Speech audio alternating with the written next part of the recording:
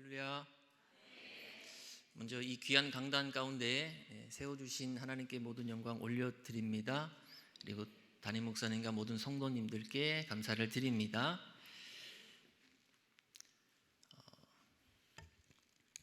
사자나 호랑이를 길들이는 맹수 훈련 전문가들이 반드시 사용하는 도구가 있다고 합니다. 그것은 바로 의자입니다. 이 조련사가 의자에 있는 4개의 다리를 사자의 얼굴에다가 갖다 대면 사자는 무기력해진다고 합니다. 이유는 사자가 그 눈에 보이는 4개의 다리에 모두 동시에 신경을 쓰기 때문에 한꺼번에 여러 곳에 신경을 쓰다 보면은 신경이 분산되고 정신이 혼미해진다고 합니다. 저희 집에 강아지를 한 마리 기르는데요. 이 개가요, 굉장히 자기 주관이 뚜렷합니다. 자기가 허락하지 않은 상황에서 만지려고 하면 굉장히 싫어합니다. 그래서 제가 손을 갖다 대면, 허락하지 않았는데 손을 갖다 대면 저를 피하거든요. 근데 제가 손을 이렇게 해가지고요, 눈에다가 이렇게 갖다 대면은요 피하지를 못하는 거예요. 가만히 있습니다. 혹시 집에 강아지가 있으신 분들 한번 해보시기 바랍니다. 사탄의 전략 중 하나, 한꺼번에 여러 가지 일들을 하게 함으로써 정작 해야 될 일들을 하지 못하게 하는 것, 그게 사탄의 전략 중 하나입니다. 영적으로 무기력하게 만든다는 것입니다. 오늘 본문은 예수님이 한 병자를 치유하신 사건으로 시작합니다. 온몸에 나병 들린 사람이 예수님을 찾아옵니다. 이 나병은 당시에 가장 무서운 병이었습니다. 천병이라고, 하늘이 주신 병이라고 불렸습니다. 하늘이 주셨다고 생각했기 때문에 그 병이 고침받기 위해서는 역시나 하늘의 뜻이 있어야지 나음받을 수 있다고 여겨졌던 병이 나병입니다. 그런데 그 나병 환자가 오늘 예수님께 찾아와서 이렇게 얘기합니다. 오늘 본문의 12절에 보시면 주여 원하시면 나를 깨끗하게 하실 수 있나이다. 하늘의 뜻이 아니면 절대 고침받을 수 없는 병이었는데 주님이 원하시면, 예수님을 보고 주님이 원하시면 깨끗하게 하실 수 있나이다 라고 말했다라고 하는 것은 예수님을 무엇으로 고백하는 것입니까? 하나님의 아들로 고백하는 것입니다. 대단한 믿음이지요. 주님께서는 그 병을 고쳐주십니다. 내가 원하노니 깨끗함을 받으라. 깨끗해졌습니다. 여러분, 우리 예수님은 이런 분이십니다. 믿음으로 구하는 자들 가운데 반드시 놀라운 기적과 은혜로 채워주시는 분이심을 믿으시기를 바랍니다. 아멘. 근데 제가 오늘 드리고 싶은 말씀의 포인트는 사실 이 부분이 아닙니다. 조금 다른 부분입니다. 주님이 병자를 고치셨습니다. 근데 그런 사건은 성경에 많이 기록되어져 있습니다. 근데 문제는 오늘 본문에서 그 다음입니다. 예수님께서 나병 환자를 고치시고 난 이후에 소문을 듣고 사람들이 찾아옵니다. 그런데 예수님은 그 병자들을 떠나 다른 데로 가셨다는 겁니다. 예수님은 항상 병든 자, 귀신 들린 자, 가난하고 소외된 자, 이런 자들에게 찾아가셔서 그들과 늘 함께 하셨습니다. 우리 예수님께서 이 땅 가운데에서 공생애를 사시는 동안에 가장 중요하게 여기셨던 사역 3가지가 있다면 가르치시고 전파하시고 고치시는 사역이었습니다. 주님은 늘 수많은 무리들에 둘러싸여서 이 사역을 감당하셨습니다. 그런데 오늘 말씀해 보시면은 예수님은 평소와 조금 다른 행동을 보이십니다. 사람들이 예수님을 찾아왔는데 그들을 만나주지 않으시고 그 자리를 피하십니다. 이런 비슷한 행동은 다른 곳에도 기록되어져 있습니다. 오병이어 사건 때 주님이 보리떡 5개와 물고기 2마리로 5,000명을 먹이시니 사람들이 구름대처럼 예수님께 몰려옵니다. 그때도 예수님은 자기들에게 찾아온 무리들을 그냥 돌려보내십니다. 두 사건의 공통점은 사람들이 예수님을 찾아왔지만 예수님은 그들을 만나주지 않으셨다라는 것입니다. 나폴레옹 시대에 라레라는 군의관이 있습니다. 나폴레옹보다는 3살이 많았습니다. 이 사람은 일찍 부모님을 여의고 외과 의사였던 삼촌의 손에서 자랐습니다. 그 덕에 이 라레도 자연스럽게 외과 의사가 되었습니다. 당시의 군의관들은 부상자를 치료할 때 계급순으로 치료했다고 합니다. 부상이 경미해도 계급이 높으면 먼저 치료를 받을 수 있었습니다. 근데 이것을 라레가 바꿉니다. 환자의 상태에 따라 3단계로 분류를 합니다. 이른바 트리아지 분류법이라고 합니다. 1번, 지금 즉시 치료를 안 해도 되는 사람. 2번, 지금 치료해도 어차피 늦은 사람. 3번, 지금 치료하면 살릴 수 있는 사람. 누구를 먼저 치료해야 됩니까?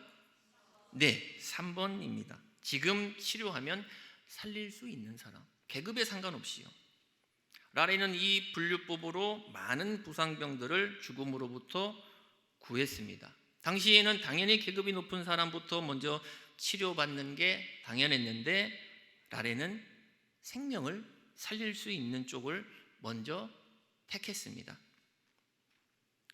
인생은 4박자다라는 말이 있습니다.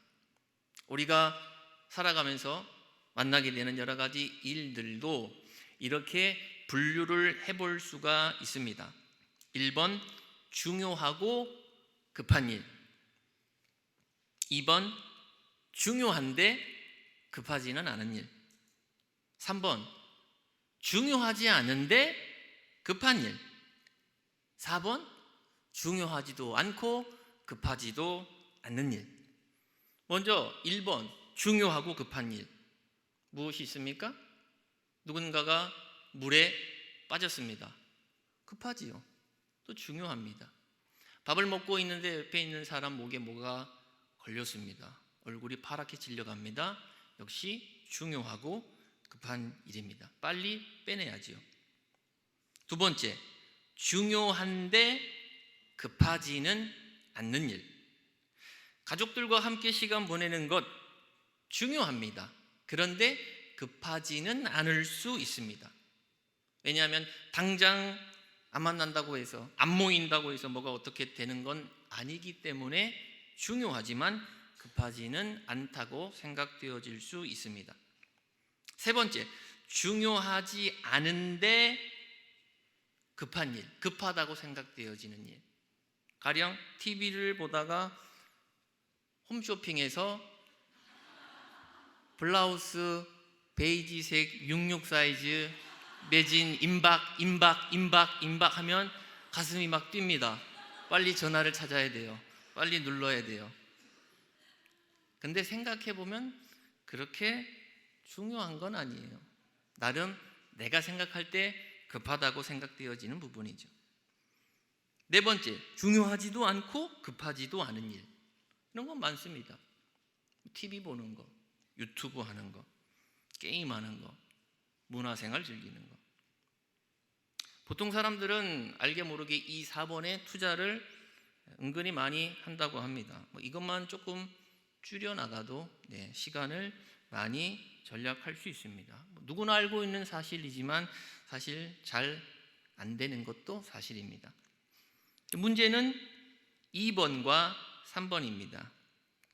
중요한데 급하지 않은 일, 중요하지 않은데 급한 일. 그러니까 1번은 누구나 잘 합니다. 중요하면서도 급하기 때문에 누구나 잘 하기 때문에 그것은 놔두고요. 문제는 2번과 3번. 이 2가지 중에 우리는 무엇에 더 우선순위를 두며 살아가야 하는가?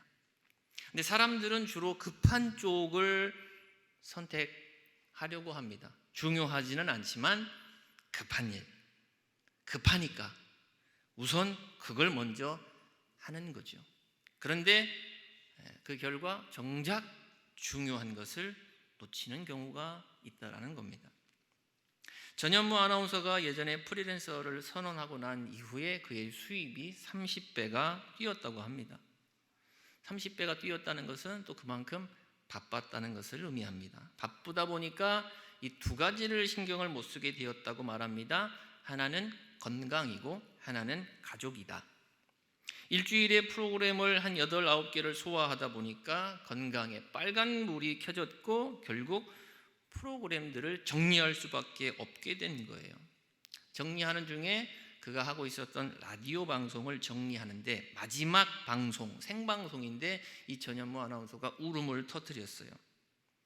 그 방송이 마지막이라서가 아니라 그 생방송 중에 아들에게 엄마가 보낸 문자 때문에 울음이 터졌습니다. 그 문자 내용은 이렇습니다. 많이 섭섭하다 아들, 무심한 아들을 유일하게 만날 수 있는 시간이었는데 라는 내용이었습니다. 그동안 아들이 너무 바빠서 얼굴을 볼 수 없으니까 이 라디오 생방송을 통해서나마 생생한 아들의 목소리를 들을 수 있었는데 그마저도 못 듣게 되었다고 서운하다는 내용이었습니다. 그 문자를 보고는 이 아나운서가 눈이 벌겋게 부을 정도로 울었습니다. 그러면서 하는 말이 내가 잘못 살았나 싶기도 하고 무엇을 위해 살았나 싶기도 합니다. 건강도 가족도 사실 따지고 보면 지금 당장 급한 건 아닐 수 있습니다. 아까도 말씀드렸지만 내가 가족을 당장 안 본다고 해서 내 가족이 어떻게 되는 건 아니고요. 또 건강도 역시 어떤 증상이 나타나기 전까지는 안 아프니까 급하지 않다고 생각할 수 있습니다. 그러나 라디오 방송은 펑크가 나면 안 되죠. 급합니다. 당장 방송 사고가 나니까 해야 되는 거죠. 또 연예인은 물 들어올 때 노를 저어야 됩니다. 그렇기 때문에 급하다고 생각할 수 있습니다. 그러다 보니까 건강도 가족도 놓치고 있더라는 겁니다. 오늘 혹시 이 자리에 계신 분들 중에 바쁘다는 이유로 부모님께 전화 한 통 못 드리셨다면 오늘 예배가 끝나고 한번 전화 한번 드리시기를 바랍니다. 자, 오늘 다시 본문으로 돌아가세요. 예수님이 자신을 찾아온 사람들을 만나지 않고 다른 곳으로 가셨어요. 그리고 주님은 그 사람들을 만나거나 고쳐주시는 것 대신에 오늘 무엇을 하셨습니까? 오늘 본문의 16절에 보시면 예수는 물러가서 한적한 곳에서 무엇 하셨습니까? 기도하시니라. 오병이어 사건 때도 마태복음 14장 23절에 무리를 보내신 후에 기도하러 따로 산에 올라가셨다라고 기록합니다. 주님은 기도하셨어요. 우리 예수님은 기도하셨습니다. 기도하는 것은 중요한 일입니다. 하지만 급하지 않다고 생각되어질 수 있죠. 왜냐하면 당장 내가 기도를 하지 않는다고 해서 뭐가 어떻게 되는 것은 아니기 때문에 그래서 사람들은 기도를 뒤로 미루려고 합니다. 그런데 여러분, 우리 주님이 이 땅에 오신 본질적인 이유가 무엇입니까? 바로 십자가를 지시는 것입니다. 물론 사람들을 만나시고 고치시는 사역도 매우 중요합니다. 하지만 그보다 더 중요한 사역은 구속 사역입니다. 지성소의 휘장을 찢는 일입니다. 그래야 우리를 하나님께로 인도하실 수 있기 때문에 그렇습니다. 그런데 만약 예수님께서 이 몰려온 사람들을 만나시고 고치시는 것에만 치중하신다면 주님은 그 사역을 온전히 이루실 수가 없게 되는 것이죠. 왜냐하면 그들의 요구대로 그저 병을 고쳐주시는 일만 하면 당연히 사람들은 좋아하겠죠. 그런 예수님께 열광하겠죠. 그러면 자연스럽게 인기가 올라가게 되고 그러면 어떻게 됩니까? 주님은 십자가를 지실 수가 없게 됩니다. 왜냐하면 십자가는 사람들로부터 버림받아야지 질 수 있기 때문에 그렇습니다. 그런데 인기가 올라가게 되면 예수님의 머리 위에는 가시면류관 대신에 왕관이 올라가게 됩니다. 오늘 본문의 16절을 다시 보시면 예수는 물러가사 어디에서 기도하셨다고 되어 있습니까? 한적한 곳에서 기도하셨습니다. 헬라어 에레모스라는 단어를 사용하고 있는데요, 그 뜻은 버림받은, 고독한, 황폐한 이런 뜻이 있습니다.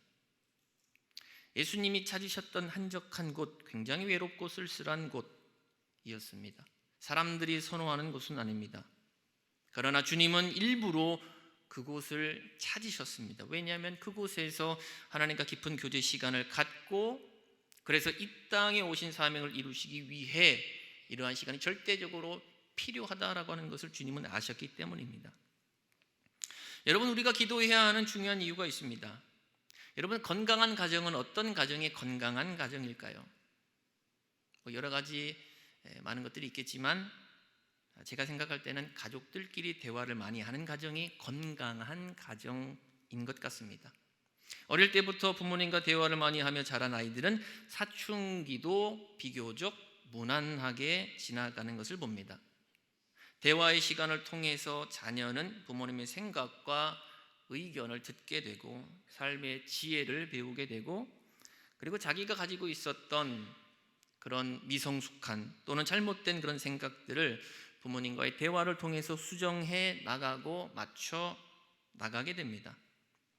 근데 대화가 단절된 가정은 그럴 기회가 없는 것이죠. 부모님 생각 따로, 또 자녀 생각 따로입니다. 그래서 대화의 시간은 가정의 행복과 상당히 비례하다고 말씀드릴 수 있습니다. 여러분, 우리가 하나님과 대화하는 시간을 많이 가져야 하는 이유는, 기도는 우리의 생각을 하나님의 생각에 맞춰 나가는 시간이기 때문입니다. 물론 기도는 우리가 원하는 바를 하나님께 구하는 표현이기도 하지만, 또 중요한 기도의 본질은 나의 생각을 하나님의 생각에 맞춰 나가는 것이 기도입니다. 우리 예수님께서 겟세마네 동산에서 기도하실 때 뭐라고 기도하십니까? 나의 원대로 마옵시고 아버지의 뜻대로 되기를 원합니다. 이 잔이 내게서 지나가기를 원하셨지만 우리 주님은 하나님의 뜻에 자신을 맞추셨습니다. 그래서 기도는 하나님의 뜻이 무엇인지, 그리고 지금 내 생각과 계획들이 그분의 뜻과 얼마나 일치된 삶을 살아가고 있는지를 점검하는 시간입니다. 틀어져 있다면 다시 그분의 뜻에 나를 맞춰 나가는 것이죠. 그래서 이런 기도를 드리는 사람은 점점 하나님을 닮아가게 되어 있습니다. 왜냐하면 자꾸 맞춰 나가니까요. 나의 생각을 그분의 생각에. 그래서 성령의 열매들이 그 사람의 성품 가운데 나타나게 됩니다. 하나님의 형상, 죄로 인하여서 일그러져 있는 우리 안에 그 하나님의 형상이 점점 회복되는 것이죠. 그리고 또 우리가 기도해야 하는 또 다른 이유는, 복음서에 보시면은 귀신 들린 한 아이를 아버지가 데리고 옵니다. 그때 예수님은 안 계셨어요. 제자들이 고치지를 못하지요. 나중에 예수님이 오셔서 귀신을 쫓아내 주십니다. 제자들이 묻습니다. 우리는 왜 귀신을 쫓아내지 못한 것입니까? 그때 예수님께서 기도 외에 다른 것으로는 이런 종류가 나갈 수 없느니라. 아멘. 기도는 악한 영을 몰아내는 능력이 있습니다. 우리가 세상의 악한 영과 싸워 이길 수 있는 힘은 여러분 기도를 통해 얻어지는 것입니다.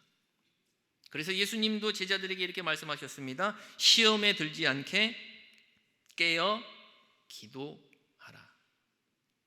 여러분은 평소에 어떤 부담감을 갖고 살아가고 계십니까? 과제해야 되는데, 취업해야 되는데, 살 빼야 되는데, 결혼해야 되는데, 돈 모아야 되는데, 승진해야 되는데, 여러분 기도해야 되는데 라는 부담감은 가지고 계십니까? 가지실 수 있기를 축원드립니다.